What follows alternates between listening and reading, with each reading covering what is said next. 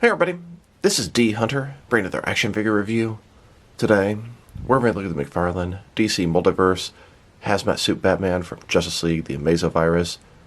But not only that, this is a black and white line art sketch edition. This is McFarlane Toy Store exclusive gold label, and it arrived today. So let's take a look at the packaging. As you can see at the top, sketch edition, McFarlane Toys.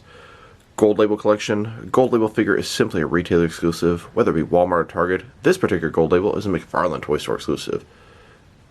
Hazmat Suit Batman, Justice League, the Amazo Virus, authenticated limited edition to 5,100 pieces.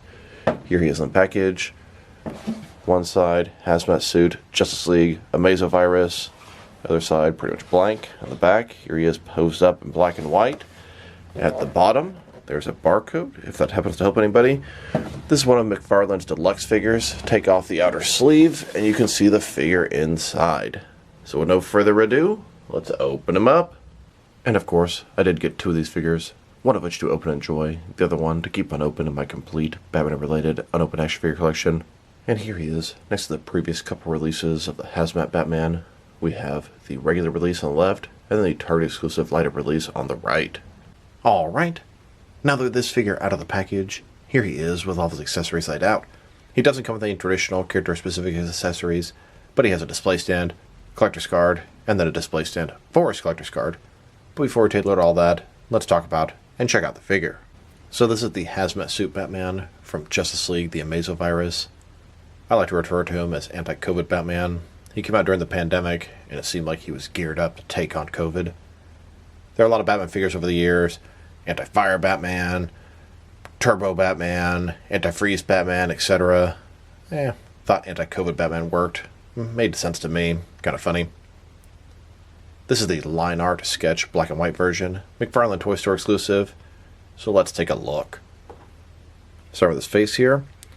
He's got the transparent sort of shield covering him from any contagions and outdoor exposure. He's got some tubes feeding into there, and they go into the oxygen pack on his back. Some more tubes going to the bottom, feeding into his suit. He's got the Batman symbol on the front with the contagion symbol behind him. It's an armored suit, although some of the details are lost with the black and white paint job. You can see armored shoulder pads, forearms, knee pads, shins, etc. Extra pouches and stuff on his sort of side. Traditional utility belt. Looks like double jointed elbows, double jointed knees. As a whole, the figure looks pretty good. On the original version, well, there were actually two other versions. There was an original version that was a standard release, and then a Target exclusive with a better paint job and a light-up feature. This one, unfortunately, does not have the light-up feature. Had to do with his backpack. I'm not exactly surprised, but it would have been nice if this guy had it as well. In the Amazo Virus storyline, metahumans that were exposed to the Amazo Virus would lose their powers, and then regular humans that were exposed to the virus would gain metahuman powers. If I'm not mistaken, Batman was exposed to the virus, he turned blind, and then he got sort of the sonar of a bat. And a closer look at his face, helmet, and head sculpt. You can see his mouth is sort of open, he looks like he's angry. Black and white paint job all over this guy. I was always fond of this figure. I thought it was pretty cool. Pretty unique, pretty different as far as the Batman variant. I like having the hazmat suit. You can use it for a lot of different things. For example, going to Poison Ivy space, or avoiding the Scarecrow's fear toxin, etc. Now let's take a look at his accessories, and let's start off with the boring stuff. Who am I kidding? It's all boring stuff. He doesn't have any cool accessories at all. Here's his display stand. It's a typical McFarlane display stand, black perfect circle, very flat, very basic. But this one has a bat symbol on it in white. Now, the weird thing is, it is not the appropriate bat symbol for this Batman. This is definitely from the Dark Knight trilogy and quite different than the one on his chest. Sigh, McFarlane. Who is overseeing these decisions? What a stupid, obvious mistake. Now for his collector's card. And as you can see, it's a black and white image of the Hazmat Suit Batman. Hazmat Suit Batman Sketch Edition. On the back side, there is a certificate of authenticity. This is figure number 257 out of 5,100. Here's this figure's collector's card in the middle, next to the wide release on the left, and the light-up release on the right.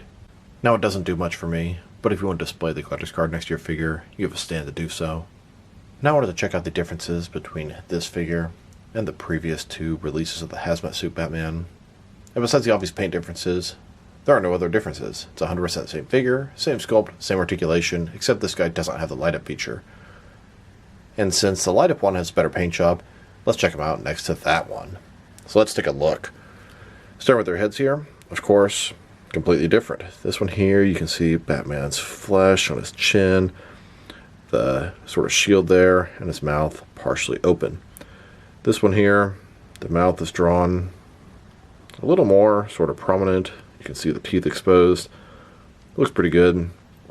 The tubes, a little bit different, black versus gray. The backpack, it's the same, just done in white versus black. Overall, the original one had a fantastic paint job, especially the light-up version. You can see the weathering on the shoulder armor, the shininess of the bat symbol, gold on the belt, a lot of different colors, and it looks really good. This looks sort of interesting, but quite inferior to this one. Now that we've taken a pretty good look at the figure and his lack of accessories, now for his height. From bottom to the top of his head, standing at about 7.1 inches tall, which can translate to 18 centimeters. And if you go to the top of his ears, about 7.3 inches tall. And now for his articulation.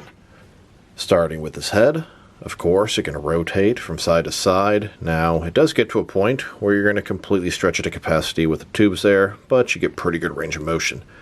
Can look up that far, down that much, pretty nice as well. Can tilt his head from one side to the other. Shoulders on a ball joint goes at a good 90 degrees. The shoulder pads are soft. They can sort of move out of the way. Doesn't really obstruct anything. Up, down, around. He does have the butterfly joint between his shoulder and chest, increasing the range of motion and covered a large gap. Bicep cut below that. That's all you're going to get out of that. Double jointed elbows, they go all the way back. His wrist can rotate, and it's going to be hinged as well. In his torso, he's got a ball joint. Rotate around, forward and back. Another one in his waist. Rotate around, forward and back. Between the two, decent range of motion in his torso area. Legs, complete as splits. McFarlane style hip joints. Rotation, it's there. They go forward about that much. Back not much at all. Double jointed knees below that. And then his ankle. Forward and back. Rotate. Tilt, rock. And of course, to articulation. Here's a look at all three versions of the Hazmat Suit Batman with the sketch collector's card on the side. Here's Bruce Wayne confronting Lex Luthor about the Amazo Virus. Bruce tells him he knows he's developing it, but it's untested, and there are too many possible side effects or variables. And before he leaves, he mentions, "Hey, nice suit, by the way." Here's sort of my own version of events from the Amazo Virus. Here's Amazo in the streets of Metropolis. He's causing a distraction, getting all the heroes together at one time. Green Lantern, Batman, Superman, and the Flash face off against Amazo. And here, the heroes spring into action, have a long, drawn-out fight with Amazo. After they defeat Amazo, you can see the metahumans are affected by the virus. Of course, later side effects are going to affect the regular humans, like Batman and Hal Jordan. Batman comes back to the quarantined area in his hazmat suit. He's much more prepared this time, and even though this is not what he's intended for, I thought his hazmat suit Batman would be a great suit for when he's fighting Poison Ivy, perhaps using some of her pheromones against Batman, but he'll be resilient to this suit. Or taking on the Joker, as he's about to spray his laughing gas out of this briefcase with a flower. And of course, Batman taking out Scarecrow as he's about to put his fear toxin in Gotham City's water supply in the sewers. It would have been nice if Batman had a suit like this in Arkham Knight, when he was trying to fight Scarecrow and the Arkham Knight with their Cloudburst weapon. Here's Batman in a ruined building in Gotham, wearing his hazmat suit. Now let's check him out next to some other action figures, starting off with some of the McFarlane DC Multiverse figures. Here he is, next to the original wide release of the Hazmat suit Batman. And here he is, next to the gold label, Target exclusive light up version. This guy has a much better paint job in addition to the light up feature. And then, here are all three versions of the Hazmat suit Batman. Here he is, next to a custom Duke Thomas the Signal that my boy Jason made for me.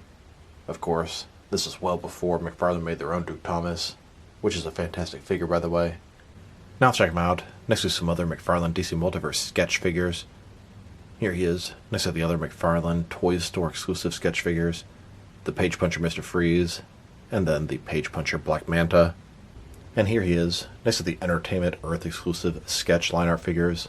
We have the White Knight Batman, the Todd McFarlane designed Batman, the Batman Who Laughs, the Three Jokers Joker, and then the Rebirth Superman. McFarlane also did a sketch Spawn. This is the deluxe version with Throne. They also did some sketch figures in the Page Puncher line, Batman and Black Adam.